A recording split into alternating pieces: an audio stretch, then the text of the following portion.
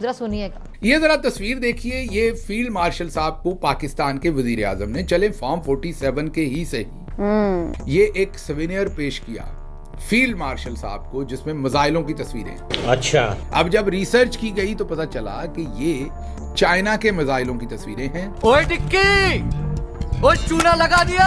तोबा तोबा, पानी बंद करवाया। तोबा तोबा, 50 से ज्यादा शहरी और दर्जन से ज्यादा फौजी एहलकार जान से गए। तोबा तोबा, 22 शहरों पर मिसाइल और ड्रोन हमले हुए। तोबा तोबा, एयर बेस पर खड़े जहाज तबाह हुए। तोबा तोबा। ये सब कुछ होने के बावजूद अगर आसिम मुनीर और इसके टाउट 21 रोजा जश्न मना रहे हैं तो समझ जाएं कि उनके नजदीक शिकस्त और फतह, गैरत और बेशर्मी एक ही शय के दो नाम हैं। तोबा, अस्तगफार, तोबा तोबा तोबा, खुदा मुझे माफ करे। जो मीडिया पर चलने वाले झूठ के हवाले से जो मुसलसल झूठ बोला जा रहा है, नारे लगाए जा रहे हैं फतह के, उसके अंदर जो बुनियादी खबरें छुपाई जा रही हैं वो ये हैं। चंद दिन पहले बहुत ही खौफनाक, बहुत ही अलमनाक, जितना अफसोस किया जाए कम, कि मिसाइल बरसाए गए मीर अली में और वज़ीरिस्तान के अंदर, और एक गरीब घराने के गरीब वालिद के जो हैं वो 3 या 4 बच्चे जो हैं वो शहीद कर दिए गए मिसाइल के ज़रिए। माय गॉड, तबाह, बर्बाद बर्बाद बर्बाद बर्बाद कर दिया।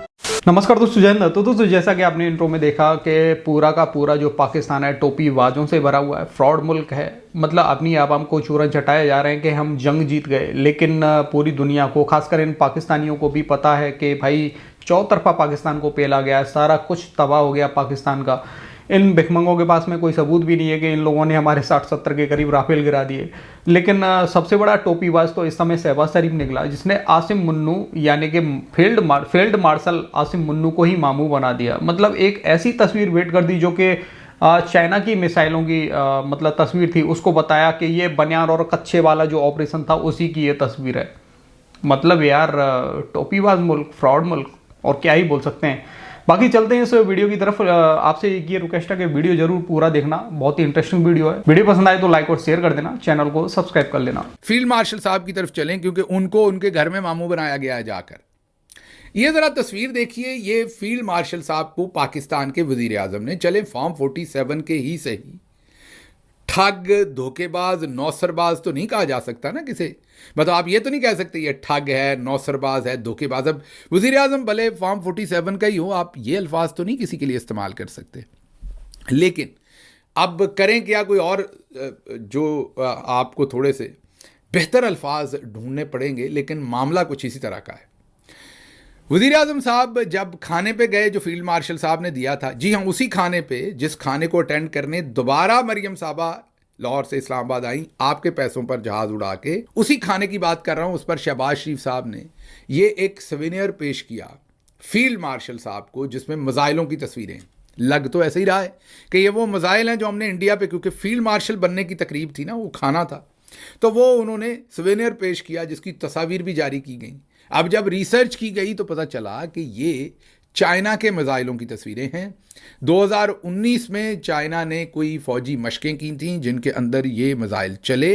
ये अखबार में प्रिंट भी हुई है तस्वीर। फिर 2021 में ये तस्वीर दोबारा मंजर आम पर आई 19 के बाद, तब भी ये चली और चाचू ने फील्ड मार्शल को मामू बना दिया। अब चाचू ने मामू बना दिया है तो चाचू जी ने वही तस्वीर पकड़ी, मेरी लंदन तो क्या पाकिस्तान में भी कोई प्रॉपर्टी नहीं, वो वाला काम किया, या हजूर ये हैं वो ज़राए, वो तस्वीर उन्होंने फ्रेम करवाई, खिंच मेरी फ़ोटो ते बटुए चला दे।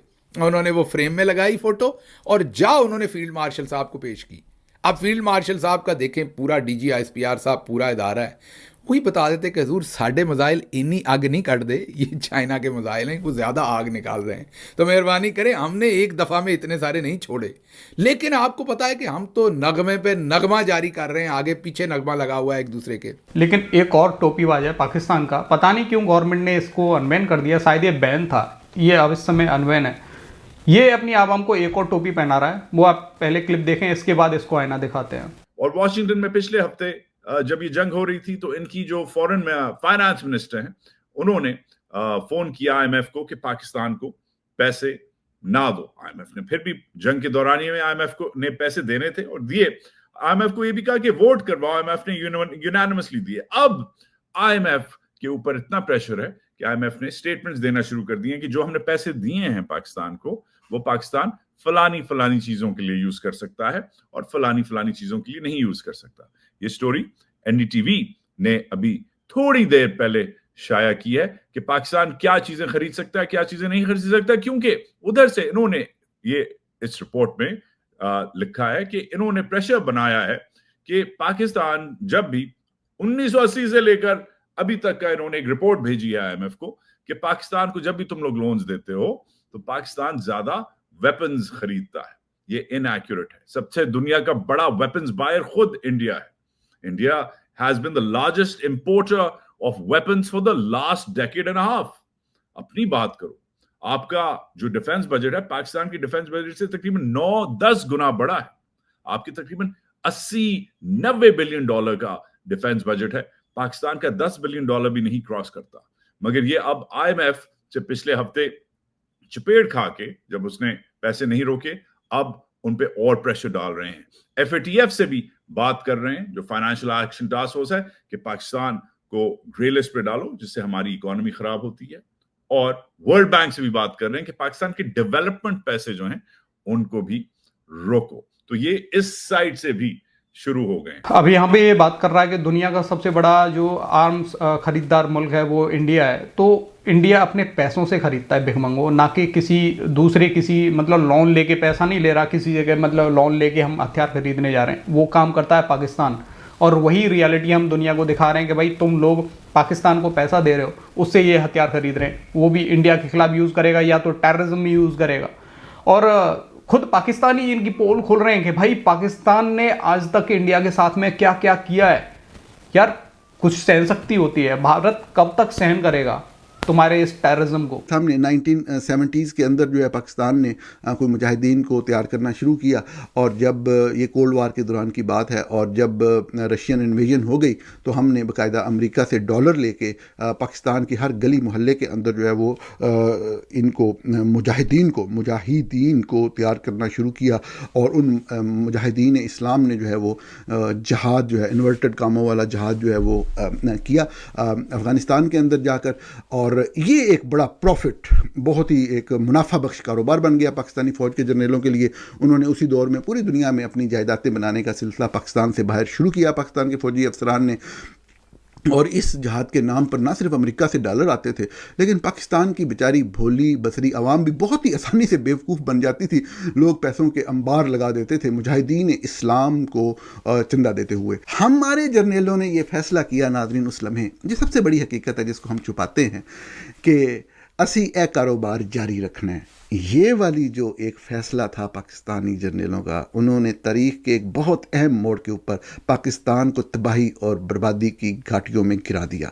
और यही वो मौका था जब भारत ने दुनिया भर में एक लीडर बनने का सफ़र शुरू किया। भारत की जो आईटी इंडस्ट्री थी उसने उसी वक्त ग्रो करना शुरू किया। ये वही वक्त था जब हमने अपने नौजवानों, अपने बच्चों को आईटी की तालीम की तरफ लगाना था। हमने उनको जहादिज़म की तरफ, जिंगोइज़म की तरफ, नफ़रत की तरफ लगाया।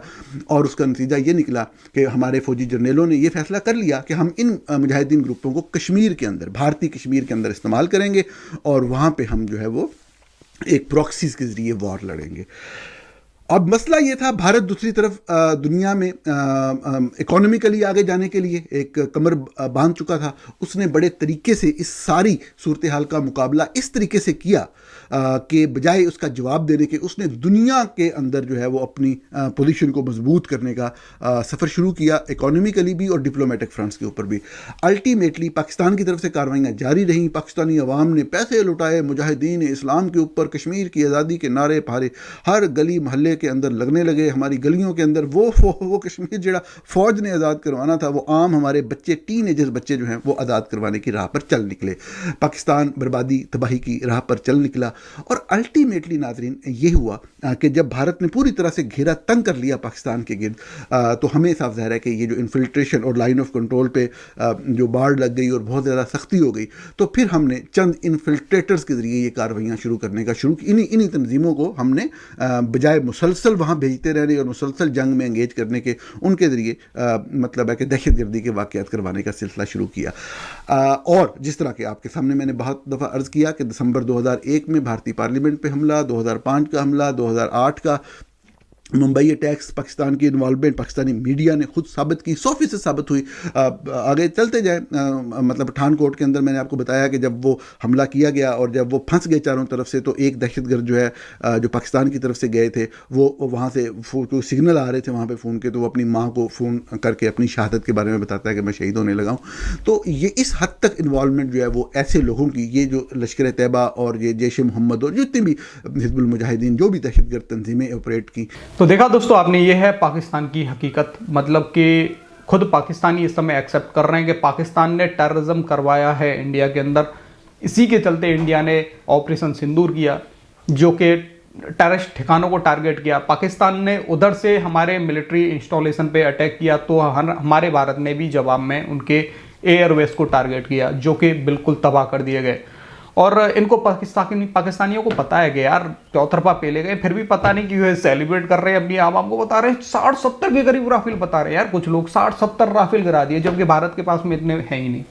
और दूसरी तरफ मतलब खुल के सामने आ चुका है, पाकिस्तानी खुद एक्सेप्ट कर रहे हैं। तो भाई दुनिया को तो यही दिखा रहा है ना इंडिया, IMF को, FATF को, वर्ल्ड बैंक को यही दिखा रहा है कि भाई तुम लोग इसको पैसा दे रहे हो, पाकिस्तान टेररिज्म में उसको पैसे को यूज़ कर रहा है, इंडिया के अंदर टेररिस्ट भेज रहा है, हथियार लेके उसी पैसे से हथियार खरीद के टेररिस्टों को हथियार दे रहा है। खैर ये है पाकिस्तान की हकीकत, और हम अपना काम करते रहेंगे भाई, पाकिस्तान को एक्सपोज करते रहेंगे। बाकी दोस्तों आपका क्या कहना है, अपनी राय कमेंट में ज़रूर देना। वीडियो पसंद आई तो लाइक और शेयर कर देना। फिर मिलते हैं किसी नेक्स्ट वीडियो में, तब तक के लिए जय हिंद, जय भारत।